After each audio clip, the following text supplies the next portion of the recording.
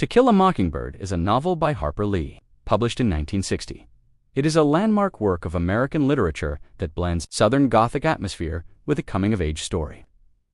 Set in the 1930s, during the Great Depression in the fictional town of Mockingbird, Alabama, the novel explores justice, prejudice, morality, and empathy through the reflective voice of a child narrator. Awarded the Pulitzer Prize and widely taught in schools, the book remains a powerful exploration of conscience and social responsibility.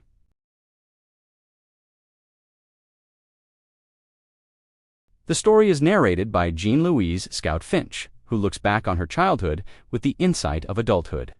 Scout lives with her older brother, Jeremy, Jem Finch, and their widowed father, Atticus Finch. Atticus is a lawyer known for his calm wisdom, fairness, and quiet courage.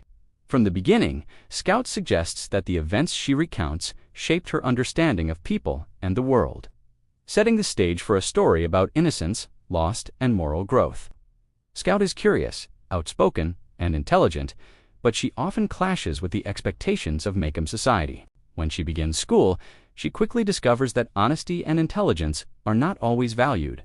Her teacher misunderstands her abilities, and Scout learns that social rules and appearances often matter more than truth.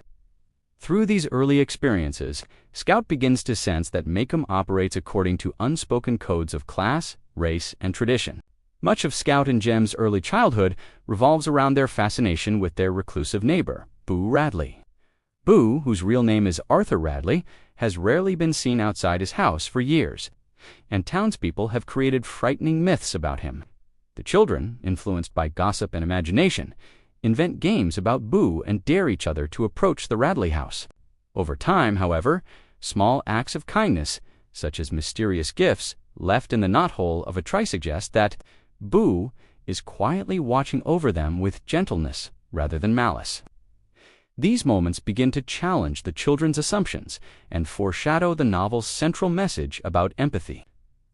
As Scout and Jem grow older, their childhood adventures give way to more serious realities. Atticus is appointed to defend Tom Robinson, a black man accused of raping a white woman. Miella Ewell.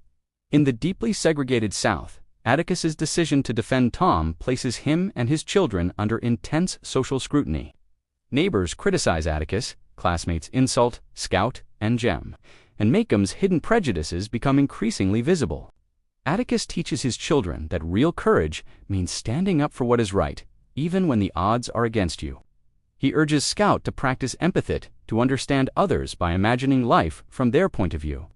These lessons become moral anchors for Scout as she confronts the injustice and hypocrisy around her. The trial of Tom Robinson forms the moral and emotional core of the novel. In court, Atticus carefully dismantles the Ewell's accusations. He proves that Tom's left arm is crippled, making it impossible for him to have inflicted Miella's injuries. He reveals that Miella likely fabricated her story out of fear and shame, and that her father, Bob Ewell, is a violent and abusive man. Atticus's closing argument appeals to reason and justice, emphasizing that the courtroom should be the one place where all people are treated equally. Despite the overwhelming evidence of Tom's innocence, the all-white jury convicts him. The verdict exposes the depth of racial prejudice in Maycomb and demonstrates that social bias can overpower truth. The outcome devastates Jem, who had believed that fairness and logic would prevail. His disillusionment marks a painful step toward adulthood.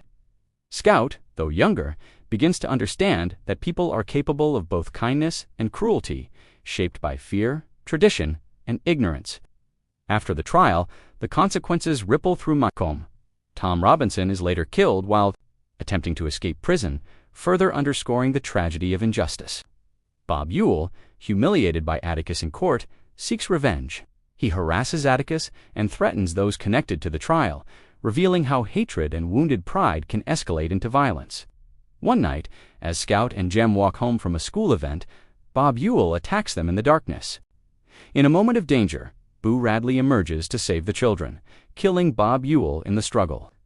This dramatic event reveals Boo's true nature, not a monster, but a quiet, compassionate protector who has watched over the children from the shadows, to protect Boo from public attention and further harm. Atticus and the sheriff decide to report Bob Ewell's death as an accident. Scout finally meets Boo face to face and recognizes him as a gentleman who has been misunderstood by society. Standing on Boo's porch, Scout reflects on her father's teachings and realizes the profound truth of empathy, that understanding others requires seeing the world from their perspective.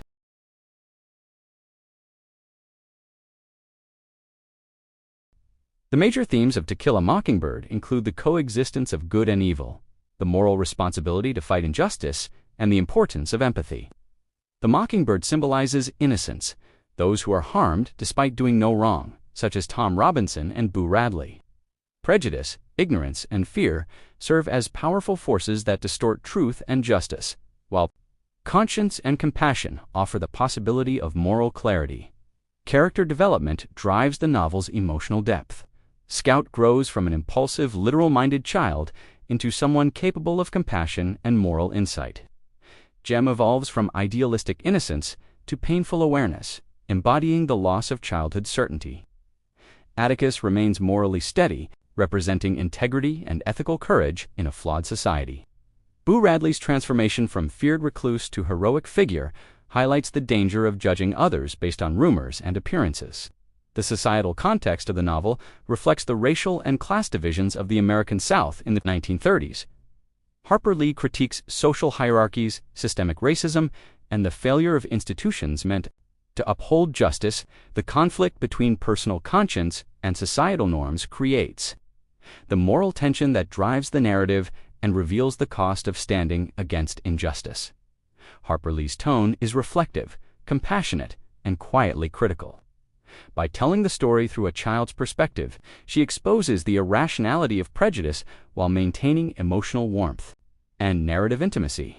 Her language blends humor, nostalgia, and moral seriousness, allowing readers to experience both the innocence of childhood and the gravity of social injustice.